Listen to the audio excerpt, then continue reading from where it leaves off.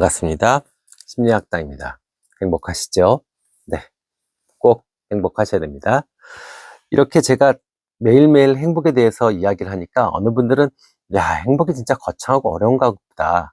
뭐 돈도 많아야 되고 사람들하고도 잘 지내야 되고 세상에 어떤 것도 관심도 가져야 되고 뭐 이렇게 복잡하게 생각하는데 사실 행복 그런 거 아닙니다. 행복은요, 그냥 잘 자고 잘 먹고 잘 배설하고 잘 걸을 수 있다면 그것이 행복이죠.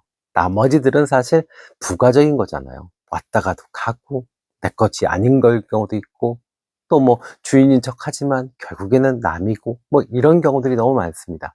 그래서 이 결국 내가 존재하는 데 있어서 행복의 조건은 잘 자고 잘 먹고 잘 배설하고 잘 걷는 것 정도, 이 네 가지 정도가 될 겁니다. 여기서 이렇게 중요한 잘 자는 것, 근데 요즘 계절이 환절기여서 그런지 마음의 병이 깊어서 그런지 저한테 잠을 못 주무신다고 호소하시는 분들이 많으세요.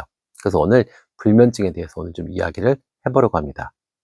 신체적 원인도 있을 수 있죠. 뭐 치통이 있거나 뭐 아니면 위궤양이 심해서 잠을 못 주무신다, 그런 분들도 계실 겁니다. 근데 이제 그런 것들은 제외하고 우리가 오늘은 이 마음을 중심으로 해서 마음의 원인이 돼서 이 불면증이 시작되는 이제 요것을 중심으로 이야기를 할 겁니다. 우울증, 강박증, 불안 증세 등으로 이 잠을 못 주무시는 분들 많으세요, 요즘. 네. 그러면 문제가 뭐냐면 이것 때문에 결국 또 정신적으로나 육체적으로 건강이나 컨디션이 더욱더욱 나빠지는 그런 악순환의 고리가 시작되게 되는 것이 불면증입니다. 그러면 불면증의 정확한 개념은 뭘까요? 적절한 환경, 그러니까 잠을 잘 수 있는 환경과 조건이 마련됐어요. 그런데도 불구하고 2주 동안 잠을 잘 못 이루는 겁니다. 그러면 그 잠을 잘 못 이루는 기준은 무엇일까요? 일단 잠드는데 시간이 너무 오래 걸린다. 또 중간중간에 야간에 잠을 깬다. 또는 너무 이른 새벽. 우리가 새벽 5시, 6시는 미라클 모닝입니다. 일찍 일어나서 운동도 하고 책도 좀 보고 뭐 이러면 좋죠. 그런데 3시, 4시는 이거 밤인지 새벽인지 헷갈리는 시간입니다. 그래서 이렇게 너무 일찍 일어나시는 것도 불면증의 한 형태가 될 수 있습니다. 아셨죠? 네. 자, 그러면 뭐 불면증이 일단 기간으로 따지면 일시적일 수도 있고 단기적일 수도 있고, 그런데 중요한 건 우리한테 문제가 되는 건 장기적인 거죠. 그래서 몇 주 이상 지속되는 거, 매일 밤 대부분의 시간에 잠을 못 이루는 경우 우리가 장기 불면증이라고 할 수 있습니다. 또 한 달에 여러 번, 뭐 부정기적이지만 불규칙적이지만 한 달에 여러 번 잠을 설치는 경우도 우리가 장기 불면증이라고 볼 수 있습니다. 이 잠이라는 건요, 사실 너무너무 중요하죠. 모두들 다 알면서 외면합니다. 에이, 뭐 당연히 자고 일어나는 건데 뭐. 아니죠. 우리가 90년을 산다라고 했을 때 우리한테 30년이라는 시간은 잠에 할애되는 시간입니다. 그렇게 중요한 시간이죠. 그래서 이 시간이 얼마나 이 꽉 차고 정말 온전하게 나한테 주어진다면 분명히 우리의 삶은 훨씬 더 행복하고 건강할 수 있다는 거죠. 그러면 우리가 좀 잠에 대해서 좀 알아봐야겠죠. 그죠? 잠은요, 렘수면과 비렘수면으로 크게 두 가지로 나눕니다. 그리고 렘수면은 세 가지 단계가 있고요. 그래서 대표적으로 1단계에서는 잠에 막 들었을 때의 순간을 이야기합니다.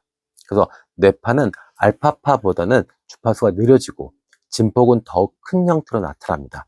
이것을 우리가 세타파라고 하죠. 얕은 잠에 들 때 우리가 세타파가 나오게 됩니다. 그래서 이때가 잠을 들기 시작했을 때 5분에서 한 15분 정도, 이때가 이 세타파가 나오는 1단계 비렘수면 단계가 됩니다.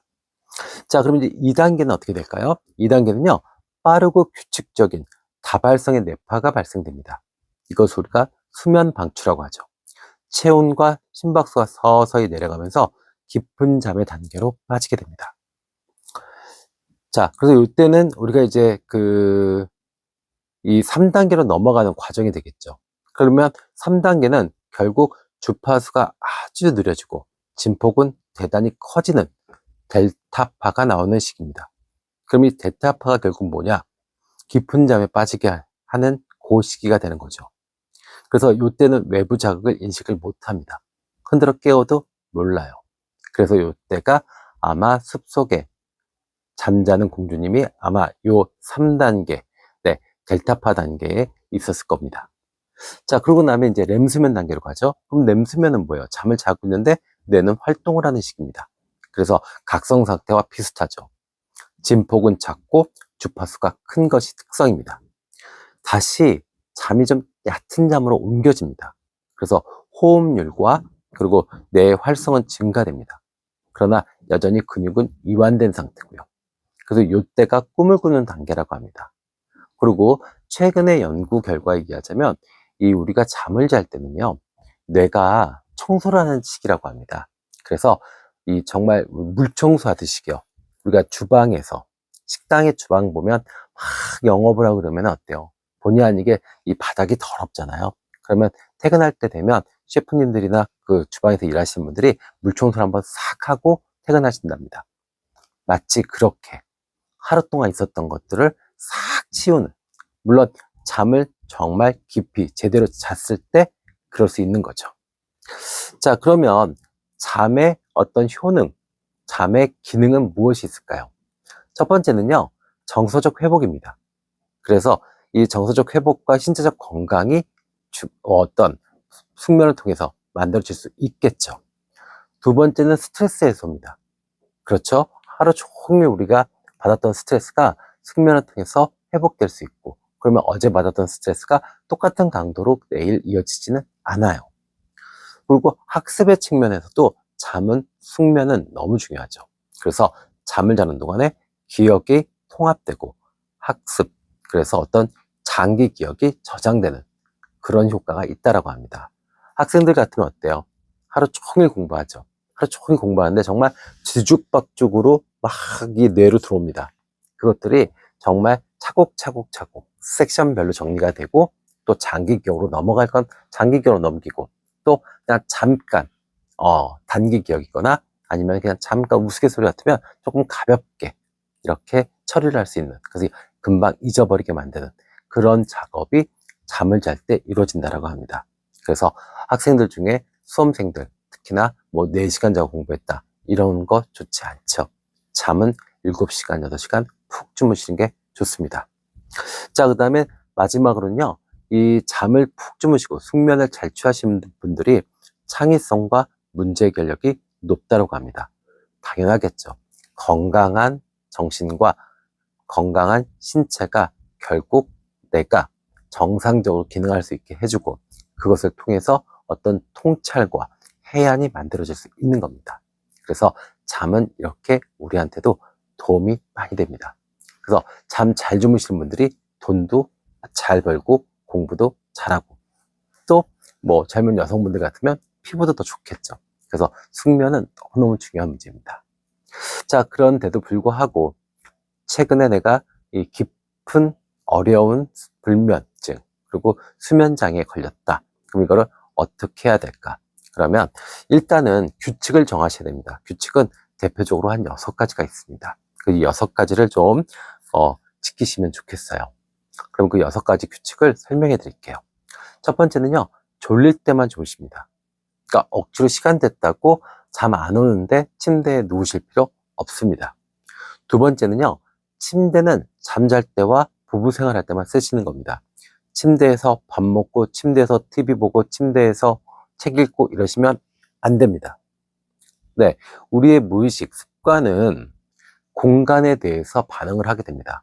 그러니까 책상에 앉으면 공부가 더 잘 되고, 그죠? 식탁에 앉으면 배가 고픈 것처럼 침대도 마찬가지입니다. 침대가 잠을 자는 공간으로만 사용됐을 때 우리 무의식이 자연스럽게 잠으로 우리를 인도할 수 있습니다. 그런데 여기서 밥도 먹고 책도 보고 TV도 본다, 이러면 무의식은 작동하지 않습니다.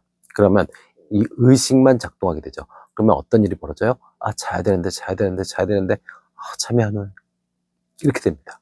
그럼 다시 TV 보고 책 보고 음식 먹고 이런 일이 반복되죠. 그래서 침대는 무조건 평상시 생활하실 때는 무조건 깨끗하게 그냥 놔두셔야 됩니다. 절대 침대에서 뒹굴거리시면 안 됩니다. 네. 자, 그 다음에요, 만약에 잠이 들지 않는다. 세 번째, 잠이 들지 않았을 때는요, 10분 정도만 있다가 바로 일어나십시오. 그리고 다른 행동을 하셔도 좋습니다. 네, 억지로 10분이 넘었는데도 잠이 안 드는데도 불구하고 침대에서 누워 계신다. 이러면은 내가 불면증을 만드는, 오히려 학습적으로 내가 불면증을 트레이닝 시키는 효과가 생깁니다. 그래서 무조건 10분 정도 있다가 안 되면 일어나서 뭐 책상에 앉아서 공부를 한다든지 아니면 뭐 운동을 한다든지 이렇게 다른 활동을 하시는 게 좋습니다.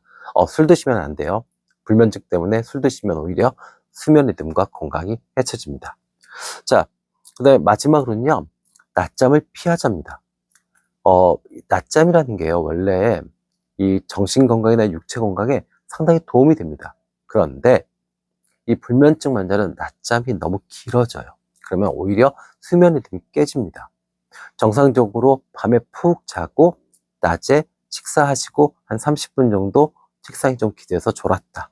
근데 너무 꿀잠이다. 요런 게 건강에 좋은 거죠. 그냥 비몽사몽 그냥 이러고 있다가 점심시간 돼서 밥도 안 먹고 푹 쓰러져 가지고 한 2시간 잔다. 이거는 정말 이게 낮잠인지 숙면인지 헷갈리죠. 그래서 이 불면증 환자는 낮잠을 피하시는 것이 오히려 좋습니다. 자, 그리고 이 신체적으로는요, 근육을 이완시키는 게 좋습니다. 그래서 뭐 좀 따뜻한 물로 샤워하시고 침대에 누워서는 무조건 긴장을 푸시는 연습이 필요해요. 계속 이렇게 늘어져 가지고 마치 그 수영장 물에 떠 있는 것 같은 느낌. 이런 느낌으로 그냥 이렇게 누가 흔들어도 흔들릴 것 같은 느낌.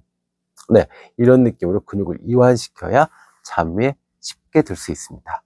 그리고 마지막으로 저도 심한 불면증에 시달렸었는데 이렇게 상상을 하니까 불면증에서 회복될 수 있었습니다. 네, 제 경험인데요. 그 하와이에 여행을 가는데 비행기표가 너무 비싸잖아요. 그래서 그냥 싼 이코노미를 끊었어요. 그런데 하와이까지 가는데 꽤 오랜 시간이 걸려요. 근데 이코노미가 너무 좁아요. 그리고 또 뭐 할 것도 없어요. 뭐 화장실 갔다 오는데도 너무 불편하고 뭐 얘기를 하는 것도 불편하고 뭐 이래요. 그래서 뭘 했냐면 그냥 눈 감고 잠을 잤습니다, 계속. 네. 근데 이제 그 기억이 있으니까 불면증에서 한번 요걸 한번 도입시켜 보자. 그래서 무슨 상상을 했냐면 침대에 누워서 그때 상상을 했어요. 아, 여기는 비행기 이코노미석이야. 내가 할 수 있는 건 잠자는 것밖에 없어. 근데 조금 자고 일어나면 분명히 멋진 와이키키 해변이 내 눈앞에 펼쳐질 거야. 그럼 나 신나게 놀아야지. 와, 진짜 재밌게 놀아야지. 그랬더니 거짓말같이 잠에 쉽게 들더라고요. 그리고 그 다음날 너무 활기찼습니다. 그래서 지금은 불면증을 혼자서 완치를 했어요.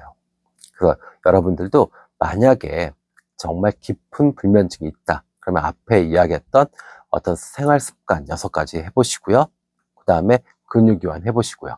그래도 안 된다? 그러면 제가 이야기했던 어떤 상상, 이미지 메이킹을 한번 해보세요. 그러면 분명히 숙면에 깊이 빠질 수 있을 겁니다.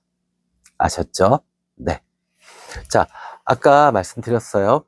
그죠? 행복이 뭐라고요? 잘 자고, 잘 먹고, 잘 배설하고, 거기에 한 가지 더 잘 걷는 것. 그렇다면 우리는 충분히 행복할 수 있다.